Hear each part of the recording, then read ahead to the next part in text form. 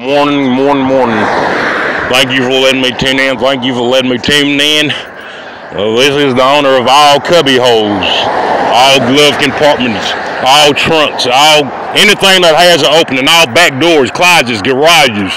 I'm on all those U-Hauls, all those things that need to be stuffed on that. You know what I'm saying? All your newspaper box, your mailbox, your P.O. box. I'm that guy that owns that. And thank you for letting me stuff it. And ladies and gentlemen, have a good morning. Like you have. Now I want you to have a happy push for this rainbow day.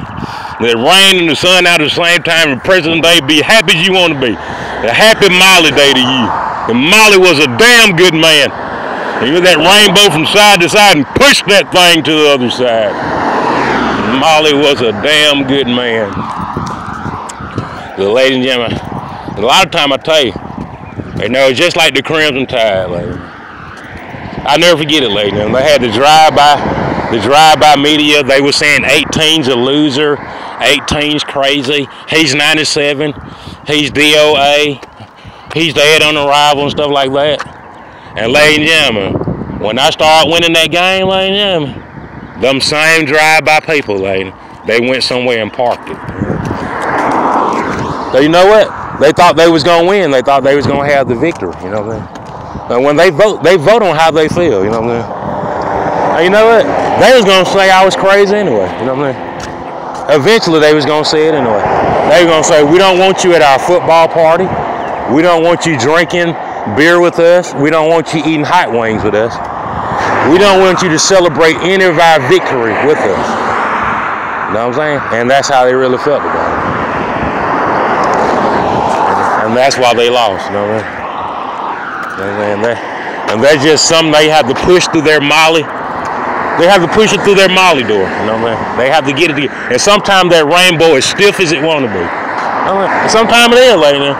Sometimes sometimes you have to eat that thing with a pair of tongues. You know, you get your Lucky Charms, you have to put a set of tongues in that thing and push that thing to the other side with those Molly charms and rainbows and four-leaf clovers and horseshoes. Sometimes that's what you have to do, though, you know. Because Molly was a damn good man. He was loaded with ecstasy. He had that back door packed with ecstasy. He had Rainbow Hope Coalition pushing that rainbow through to the other side. Buy one, get one, trying to tell you. Buy two, get two to the other side. Go down there to Foley to the outlet and get you a 2 pair of panties for $2. 2 pair of panties, get 2 pair of panties for free and break on through to the other side with that X pill in your butt. Nevertheless, ladies and gentlemen, I tell you. Yeah, ladies and gentlemen, America does have a problem. They have a fruity problem. They have a fruity problem. They're too fruity. That's what they are, ladies. They expose themselves too early, too fruity. They just lost their damn mind, ladies. That's what they do. And now there is no G alive that's brave enough to admit it. No, because they're not G's, ladies and gentlemen. They're F's. That's what they are. Yes, they're fags. That's what they are, lady. Now, I'll never forget this, lady. Now, one time I went to a meeting with the Southern League of Extraordinary Gentlemen. And they told me that they'd never seen nobody of my likeness in there. You know, and then they said they thought they mistaken me for some hero or somebody from the past that got done wrong and got resurrected and was on the return mission. And they didn't realize how I got there. And they said when they saw me, they thought I was somebody else, but since I was in there, they said, you raise your hand and you pledge to hate niggers, fags, and Jews? I was like, well, shit, I thought, they tell me, hurry up and answer, hurry up and say it, and raise your hand. But you promise to solemnly swear that niggers, fags, and Jews are the same thing, and they got not fit to be in that society. I tell you, lady, I saw snow coming out the sky, lady. Everything started going in slow motion, you know what? Nevertheless, lady, I'll tell you, lady, I try to play that question back and play it back and say it back in another way. I just don't know, lady. But you know, they let me slide without saying anything, because I really couldn't, you know. They just like this unorthodox how I was asking them, you know. I was like, hey, is a nigger and a negro? Am I a nigger or am I a negro? You know, things like that. And they just told me that part of the exam, I was exempt from it, you know. So they said it was just too logical. I was being too logical. But they said it made sense, though. They said the thing that I was saying was going to break barriers and stuff like that. Barriers going to be open. Doors was going to fly open. Closets full of candy was going to open. People wouldn't be able to put their piñata together. They just couldn't, because candy would be falling out of it. With all those logical things I was talking about. So nevertheless, like now. No, that was just this morning. I'm sorry I had to talk to y'all like that, but you know, a lot of people want to go to church. Like, I tell you, don't go to church because you're doing wrong, you know what I mean? And I promise I'm not going to talk that loud for the rest of the day. Because guess what? I reduced the volume down to your woman can love me. That's how I talk to a volume that your woman can love me. You know what I mean? And that's how they like it. They tell me talk like that. No women tell me to talk like that because they want to love Coronado. They don't want to hate him. You know? But I did that for all the people that thought about going back to church just so they could backslide. I say, don't go to church so you can backslide. You know what I mean? Don't never do that. Don't go to church just so you can stop going to church. You know what I mean? Because everybody already know that's what you're going to do. They know that you go in that place and you're going to turn your back on them. You're going to say, Jeremiah Wright, kiss my ass, because I made it to the big house. They already know you was going to do that. You know? You put on airs, you act real cool. You act like you was organized in the ghetto. You know what I'm saying? And as soon as you made it to the big house, you told Jeremiah Wright to kiss your black ass. You see what I'm saying? And that's average, you know? Jeremiah Wright already knew that, you know? He already knew that you was going to do that, you know? You know, because it's just like something was calling you back to your other pearly side, you know what? You left the motherland. You said the hell with the motherland. You were like, F the motherland. I made it to the big house. I made it to the side of my greater heritage, my privilege. You know, hell with Jeremiah Wright. But I'll tell you, lady, please don't return to the church because you in dire straits. You know what I mean? Just so you can backslide back out of there. You'd be better off just doing you. You know what I mean? I'm just being honest with you. Because that preacher get a good look at you and that pastor get a good look at you and they say something to you that make you want to leave out of there, you shouldn't even go no more. Because he gonna pounce on that. He gonna pounce on your weakness and he gonna run you out of there. And your parable is gonna be a part of somebody else's testimony. You know, you'll never be born again, you'll never really be saved because you was not there for good intent anyway. You was running from something. You was running from something, you thought there was an instant forgiveness. And there isn't no instant forgiveness. You gotta walk it out. You gotta endure to the end, ladies. If you don't endure to the end, you're gonna die anyway. If you don't endure to the end of the challenge, you're gonna die off anyway. And it's gonna be a horrible death, you know what I'm saying? It's gonna be a backslider's death that you know what I'm saying? Because you pledged to do something, but you told your brother that he wasn't one, you know what I'm saying? And that was, you left somebody behind he was one of you. He was in the same platoon. He was in your platoon. He was like Sergeant Dan, goddamn.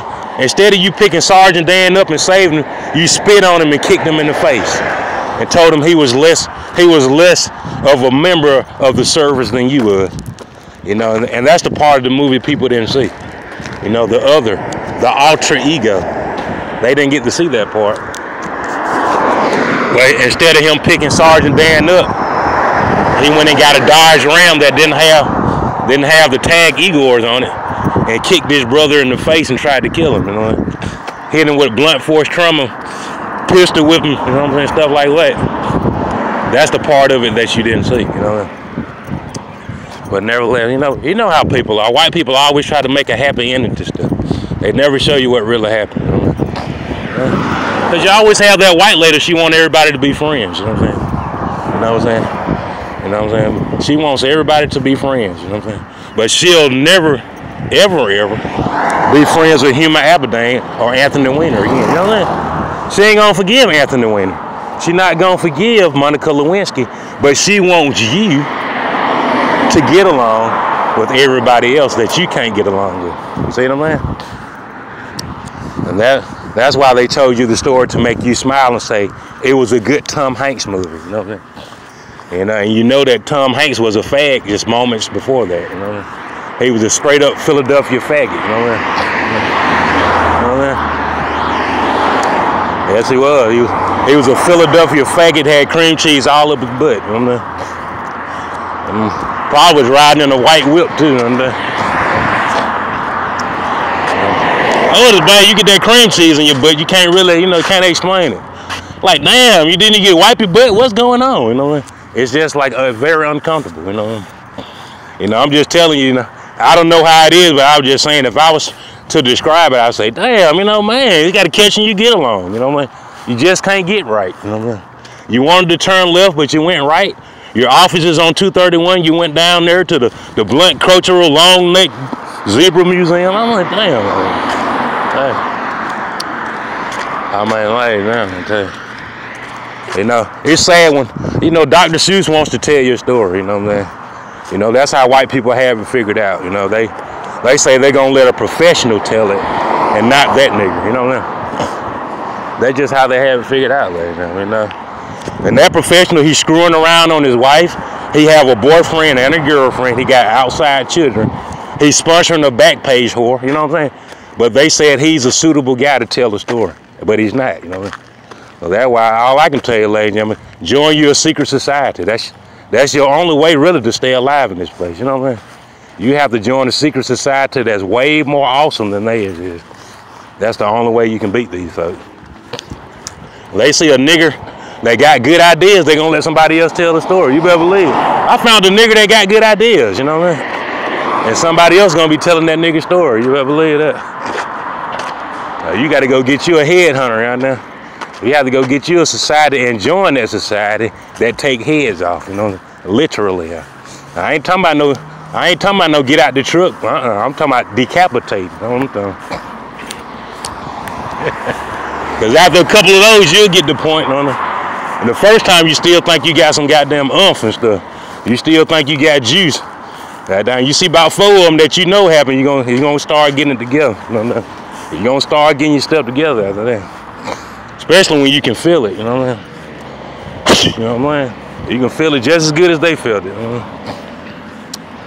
I tell you, like, sad, but it's true. I'll tell you, like. Or nevertheless, I know you guys want to hear love stories and stuff like that, but the pastor needs something to talk about. He going down there to McFarland Boulevard. I'm trying to tell you, baby. Playing that Eazy-E in the choir, you know what I mean? It's hard to play Eazy-E, man, in the choir like that. Everybody loved Eazy-E, you know what I'm saying? But then when he needed them, they turned their back on him. You know what I'm saying? Them niggas ain't hear no shit, man. Niggas is a low class of human being. Now, when Eazy-E was making money and banging and swinging, they was with him, you know what I'm saying? But when he needed them, they turned their back on him. You see what I'm saying? They said he wasn't fit, you know what I mean? I tell you, ladies, you know what I mean? But while they was making money and doing things they weren't supposed to do, he was the best man to do it, you know what I mean? He was the best man. It didn't get no better than Eazy-E. You know what I'm saying?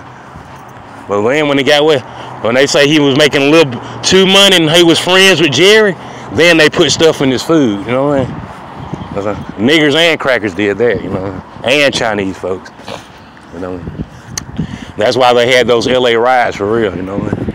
And they showed those Koreans a thing or two, you know. And then in LA, I'm gonna tell you, them Koreans know they know where their side of town is in LA. You better believe that. It sure ain't on the black side, you know. It ain't in the Negro community, that's for sure. Them Koreans in goddamn LA, they know where they supposed to be at a certain time. And they know where they can't go, you know. I'll tell you later. And it's weird, lady. I mean, you won't let a white man tell you what to do, but you got somebody from another place you ain't never seen before telling you to pull your pants up.